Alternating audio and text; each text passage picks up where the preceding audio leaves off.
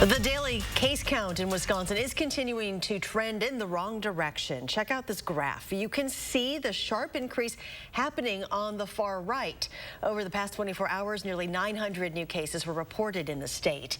Thank you for joining us tonight. As we have been hearing for quite some time now, this latest increase is being fueled in part by the Delta strain of the virus. And our Adam Duxter explains what this rise in cases could mean for preventative restrictions right here in Dane County. Adam. Well, Dane County has been heralded as the model for vaccination across the United States. And while the high vax rate has our hospitals in good shape, the threat of another mutation has public health leaders looking at their options.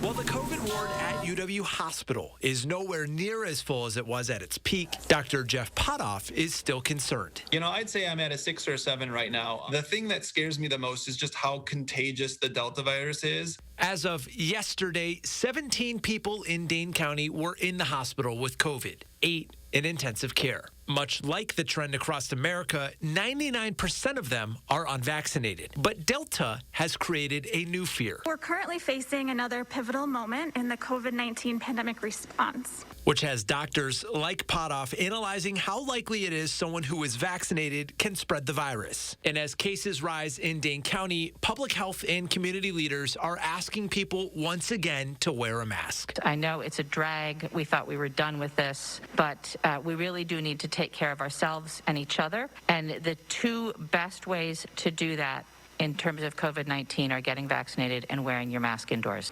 Currently, Dane County officials are only advising masks indoors for those over the age of 2, but say additional cases could increase the CDC's risk level for Dane County as soon as tomorrow, which creates one more concern for Dr. Potoff. Some people are going to say, you know what? We've had vaccines for a long time. Like, they made their choice. Unfortunately, it's not that simple. With the continued spread of this virus, especially Delta variant, it's likely that at some point Delta will mutate again. And at some point it will mutate into a form that defeats our vaccines.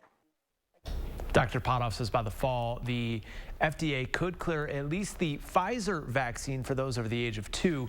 But until then, he says there is 2 ways to beating this: masking and distancing or vaccination.